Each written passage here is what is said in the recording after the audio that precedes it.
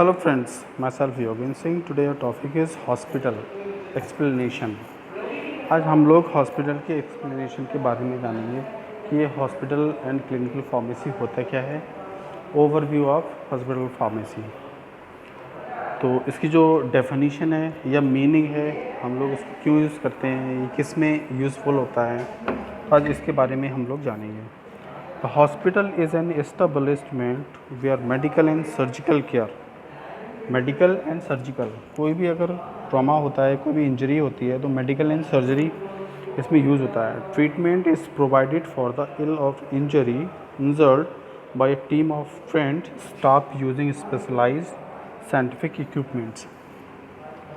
Hospital and clinical pharmacy में दो चीज़ें मेन इंपॉर्टेंट हैं कि हॉस्पिटल एंड क्लिनिकल फार्मेसी में दो चीज़ें, एक तो फार्मासिस्ट होना चाहिए, दूसरा मेडिकल स्टाफ, जैसे नर्स है, डॉक्टर्स हैं, एक्सेट्रा, बहुत सारी चीज़ें होती हैं उसमें।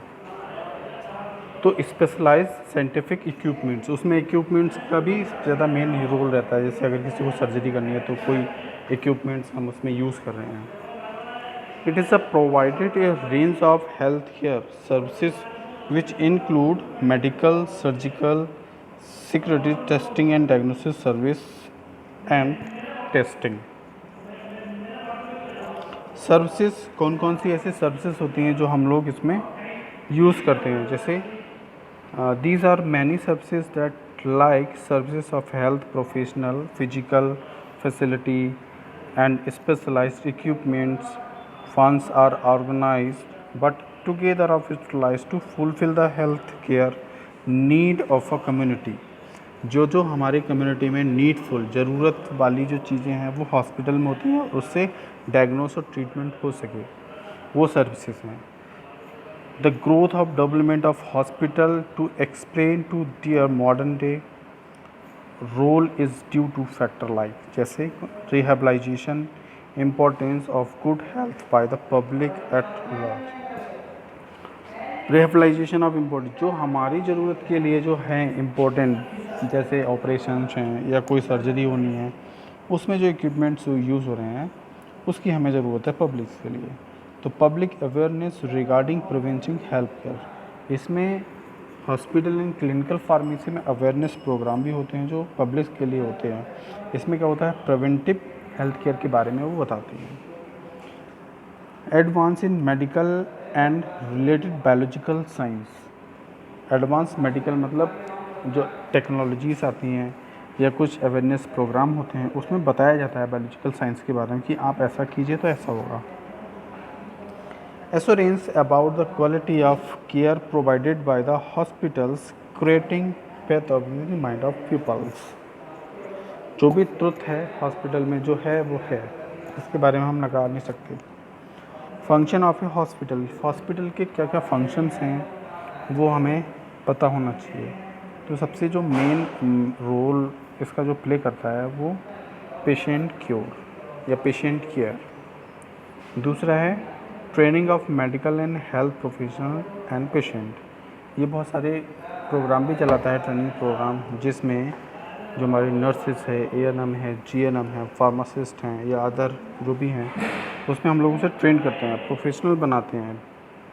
मेडिकल रिसर्च होती हैं, पब्लिक हेल्थ के बारे में इसमें सोचा जाता है कि हमारे जो फंक्शन है पब्लिक हेल्थ हमारी अच्छी रहे, वो कैसे हो सकता है। क्लासिफिकेशन ऑफ हॉस्पिटल, कौन कौन से क्लासिफिकेशन हैं हॉस्पिटल को डिवाइड, क्राइटेरिया बना गया है। तो hospital are requested to support all the activities carried out the various public health and voluntary agencies such as immunization programs, blood donation camp, social and economic rehabilitation, health education sectors by providing facilities and advice।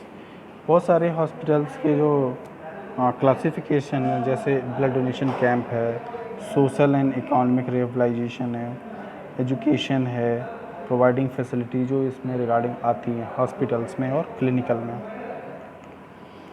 Hospital are the classified in different way and hospital would falls under more than one categories. These are three basic categories categorized by the hospital based on the type of clinical services offer length stay and ownership control by hospital. Generally जो हम लोग इसमें बहुत सारे हमारे classified हैं, जैसे कि हमारे हॉस्पिटल फार्मासिस्ट होते हैं, उसमें और भी हॉस्पिटल फार्मासिस्ट गवर्नमेंट भी होते हैं, कुछ प्राइवेट भी होते हैं और भी बहुत सारे होते हैं। तो इसमें आप देख रहे हैं hospital are classified different way. तो सबसे पहला जो कैटेगरीज़ है वो हमारे basic 3 categories categorise hospital based on 3 types of clinical services offered, length of the stay and ownership control of the hospital. ये सब हमारी ऑनरशिप होती हैं, क्लासिफिकेशन होते हैं जनरली जो हमारे फार्मासिस्ट काम करते हैं। तो hospital pharmacist divided by the 2 parts, 2 भागों में डिवाइड होते हैं, एक गवर्नमेंट होते हैं, प्राइवेट होते हैं। गवर्नमेंट में जो जितने गवर्नमेंट सीएससी और पीएससीज पे जहाँ फार्मासिस्ट अवेलेबल होते हैं वो दोनों ही क्लिनिकल और हॉस्पिटल की फैसिलिटी प्रोवाइड कराते हैं। दूसरा जो प्राइवेट में होते हैं, जैसे बहुत अच्छे जैसे मैक्स है, टाटा है, सब सारे के सारे प्राइवेट हॉस्पिटल्स हैं। इसमें जो ऑर्गेनाइजेशन काम करता है उसमें फार्मासिस्ट होते हैं।